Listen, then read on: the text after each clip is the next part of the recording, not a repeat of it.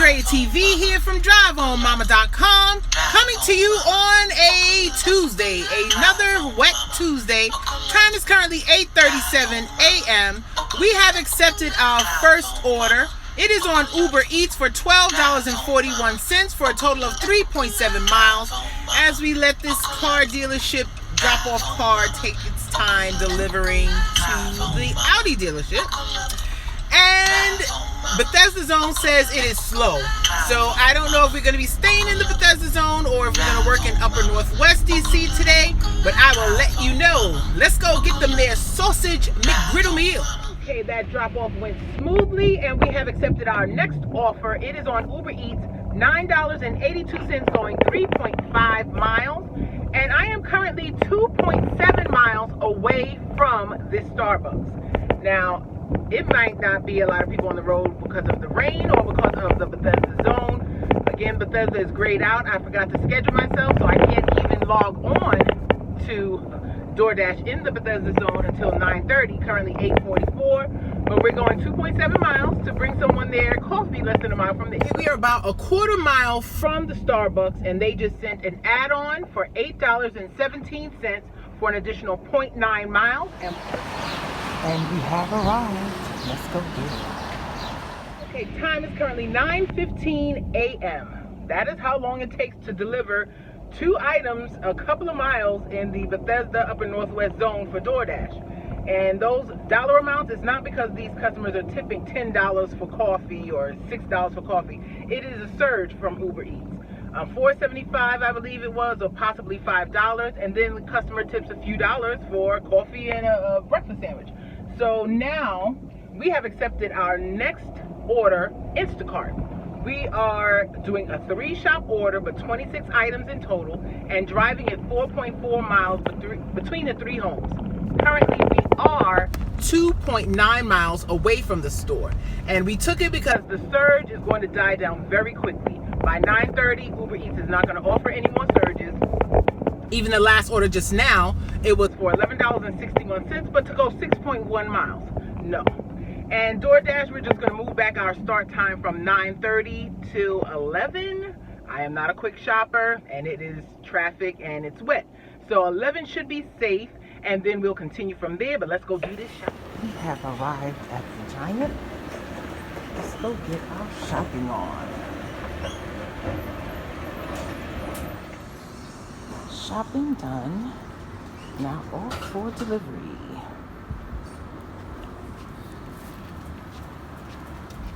Okay, time is now 10:53 a.m. This shop is not going well. The shopping part was fine, but for some reason at the checkout process, the app wanted me to use the Apple Pay rather than my card. I prefer using the card. So after I paid for the first customer's items, and they had Mucinex, so it required your date of birth like it's, drugs or alcohol, it didn't accept it. It didn't go to the green done button, and then it just kept saying use the Apple Pay, use the Apple Pay, but I had already paid and had the receipt. So the second customer also required me to use the Apple Pay, and the third customer, and none of them lit up green for done. I've been on the line with support since 10:36, just hung up. It is 10:54. They tried and cannot fix it. What they ended up doing was texting me the individual 3 addresses and said take pictures when I get there, and customer B, it can't be left unattended, so she must collect her groceries. And I told them, so what's going to happen after that? Well, then you can call us back and we'll figure it out from there. That's basically what their answer was. In addition to that, when you accept the orders quickly, that part of Upper Northwest DC, you can either be going or staying in Upper Northwest, which is how I would prefer it, or 3 miles away, you're in downtown DC. All 3 drop-offs are in downtown DC, where there is no parking and there are plenty of traffic enforcement and bumpy roads all along the way. So I'll let you know once everybody gets their food and what is the outcome with Instacart support. What a day. Okay, just dropped off the last order. It is 11:35 a.m. 2.4 miles to get back to my home base in Upper Northwest / Bethesda Zone border. 2.4 miles, 16 minutes of driving, and we still have to get back on the phone with support so we can get paid for this. 11:58. 11:58, the second tier support person just was able to clear it all out, and we earned a whopping $43.71 from the time we accepted the order, which was about 9:15 till 11:58. Well, lunchtime is here. Let's see what we do. Okay, it is now 12:01. We have taken our first order on DoorDash, $10 for 3.2 miles. Hopefully we don't have to unassign it. But can you see what this lobby looks like? We'll give it 10 minutes. Thank you. Okay, it is now 12:10. We are still waiting, but we just accepted an Uber Eats or Chick-fil-A, $7.21 for an additional 0.5 miles. We're making our own batches. Time is now 12:28 p.m. That is how long it took for us to get those orders from Chick-fil-A. I basically took the $10 order because I figured it most likely will be a hidden tip. It's not a guaranteed when Para tells you. I didn't have Para on at the time. I just saw that it was 7 items going 3.2 miles or whatever it was, and it was going into Bethesda, and it was $10.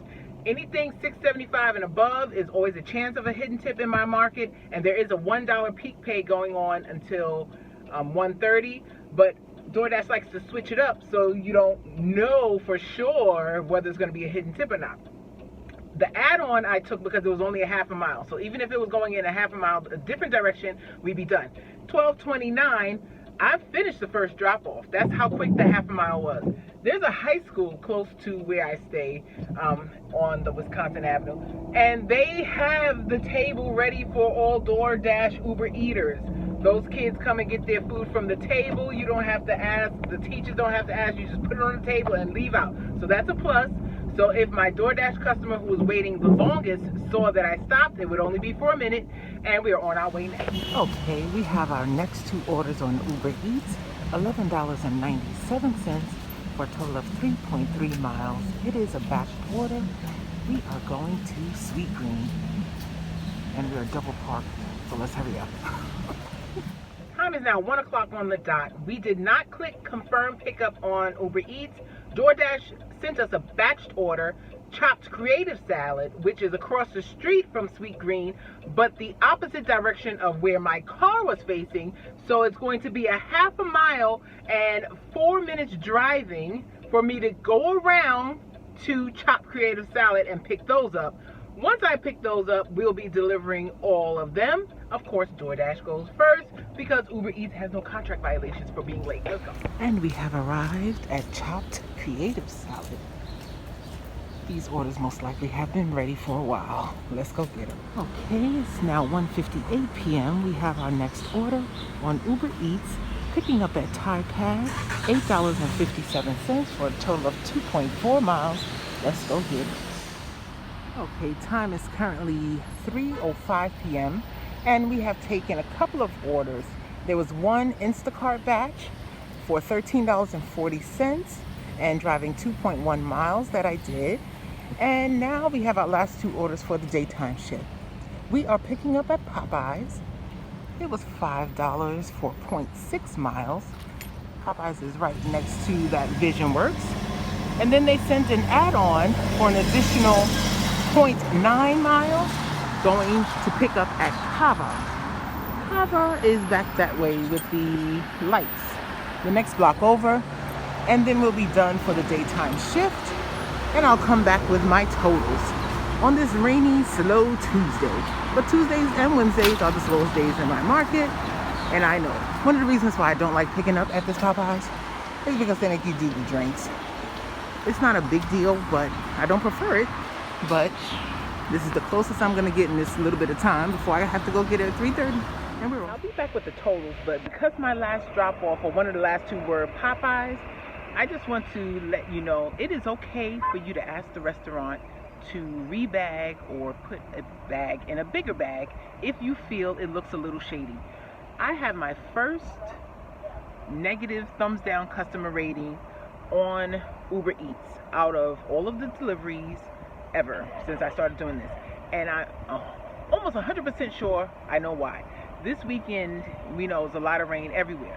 One customer's bag did get a little wet, and I told him when I brought it to him, I said, this happened as I was going to the car, and he was fine with it, but there was a Popeyes order that, hello, I'm picking up the boys.